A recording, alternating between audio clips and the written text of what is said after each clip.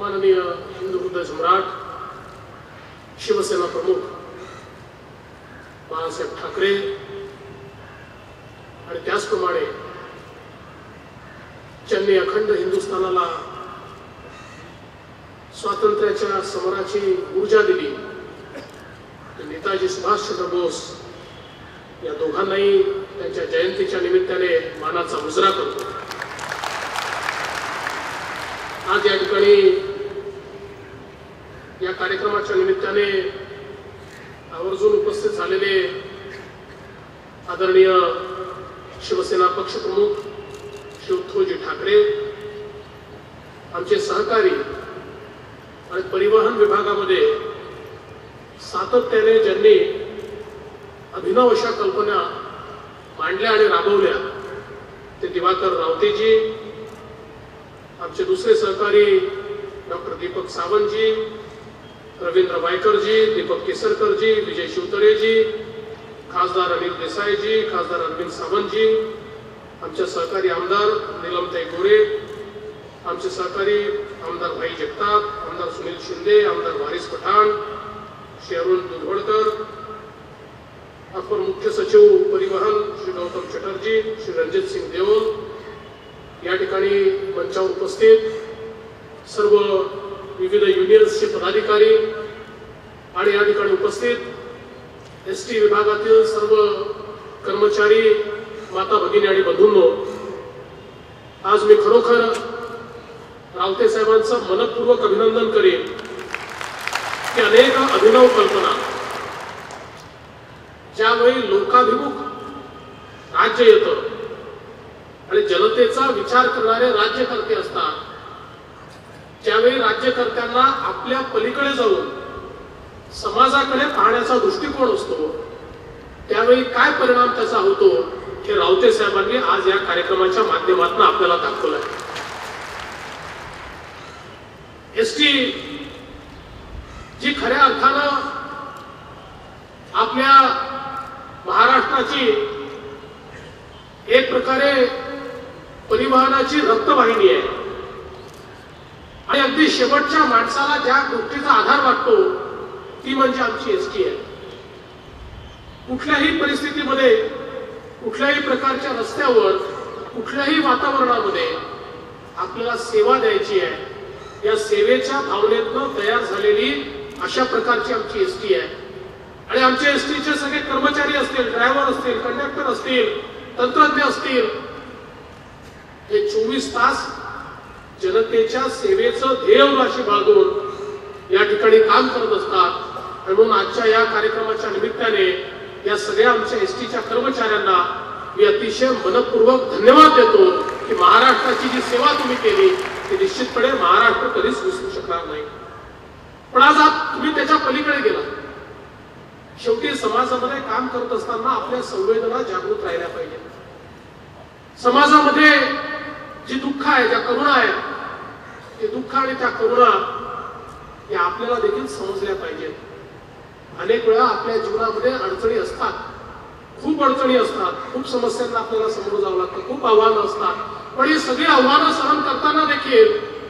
आपल्या पलीकडचाही समाज दुःखी आहे, त्याच्या दुःखावर काहीतरी फुंकर आपल्याला घालता येईल का, अशा प्रकारचा विचार करणं यापेक्षा मोठी माणुसकी दुसरी असू शकत नाही। आणि म्हणून एसटीच्या कर्मचाऱ्यांचं मी अभिनंदन करतो की त्यांनी आपला 1 दिवसाचा पगार या ठिकाणी त्या गरीब शेतकऱ्याकरता, त्या दुष्काळग्रस्त भागाकरता दिला। सातत्याने 3-4 वर्ष ते दुष्काळ सहन करतायत, ज्या ठिकाणी शेतीचं उत्पादन नाही, पिण्याचं पाणी नाही, अशा प्रकारच्या अवस्थेत जे चालले आहेत,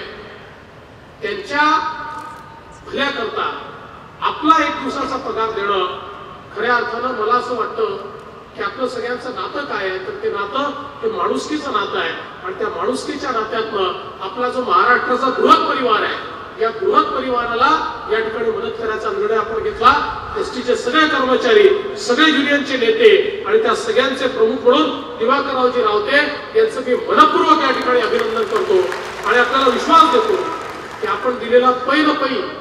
की शेतकऱ्याच्या भल्याकरता, त्याच्या विकासाकरता, त्याच्याकडे पाणी पोहोचण्याकरता, त्याला सिंचन देण्याकरता, त्याला मदत करण्याकरता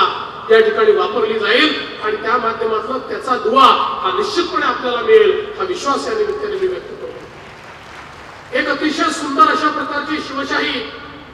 ही गावोगावी जाणार आहे। मी रावते साहेबांचं अभिनंदन करतो, अतिशय उत्तम डिझाईन। अनेक वर्ष आपल्याकडे एक संकल्पना होती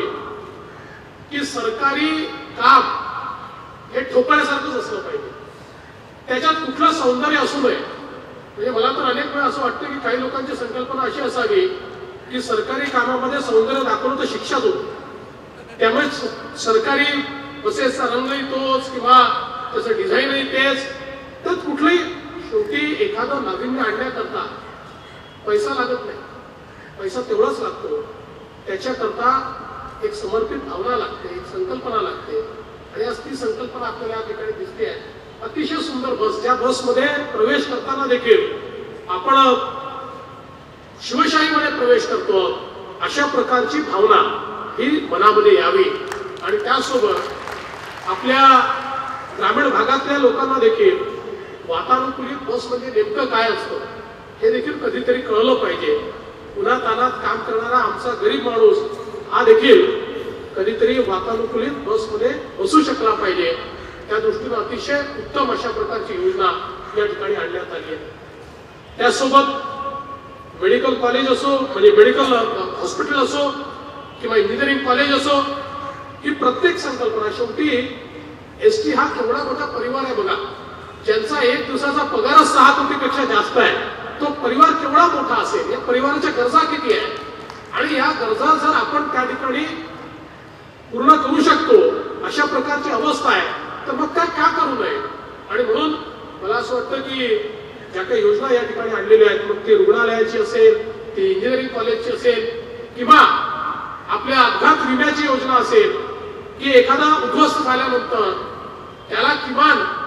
व्यक्ती तर परत येऊ शकत नाही पण 8-10 लाख रुपये जर परिवाराला मिळाले तर परिवाराचं पुनर्वसन तरी होऊ शकतं, अशा प्रकारची योजना या ठिकाणी असेल। किंवा एसटीतल्या कर्मचाऱ्यांकरता आज आपले माननीय पंतप्रधान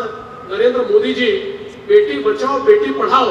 या गोष्टीवर अधिकाधिक भर देत आहेत आणि त्याचाच एक भाग म्हणून आपण समाजाकरता तर ही योजना सुरू केली पण आपल्या कर्मचाऱ्यांकरता सुरू केली नव्हती। आज एसटी हे पहिलं अशा प्रकारचं डिपार्टमेंट झालं की ज्यांनी कर्मचाऱ्यांना देखील ती योजना लागू केली आणि म्हणून त्याही करता ते मनपूर्वक अभिनंदन करतो। आणि सगळ्यात महत्वाचं आमच्या आत्महत्याग्रस्त कुटुंबांना त्या ठिकाणी मदत झाली पाहिजे, त्यांचं पुनर्वसन झालं पाहिजे, त्यांना प्रशिक्षण देऊन त्यांच्याकरता ऑटो रिक्षाची योजना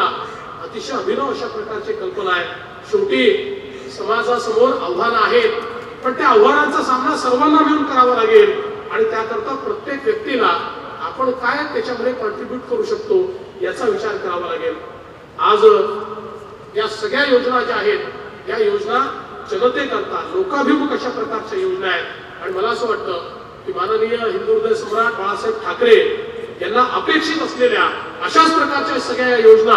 आज त्यांच्या जयंतीच्या निमित्ताने आपण या ठिकाणी करू शकलो। महाराष्ट्राचं सरकार म्हणून मला अत्यंत आनंद आहे आणि रावते साहेबांसारखा एक सहकारी या ठिकाणी आम्हाला लाभला त्याबद्दल मी खरोखर उद्धवजींचं या ठिकाणी मनपूर्वक आभार मानतो की अतिशय चांगल्या अशा प्रकारचा एक मंत्री आपण आम्हाला दिला आणि मी आपल्याला या निमित्ताने विश्वास देतो उद्धवजी, बाळासाहेबांचा रिमोट आपल्या हातामध्ये आला, तो रिमोट आपण या ठिकाणी चालवला पण या सरकारला चालवायची जबाबदारी,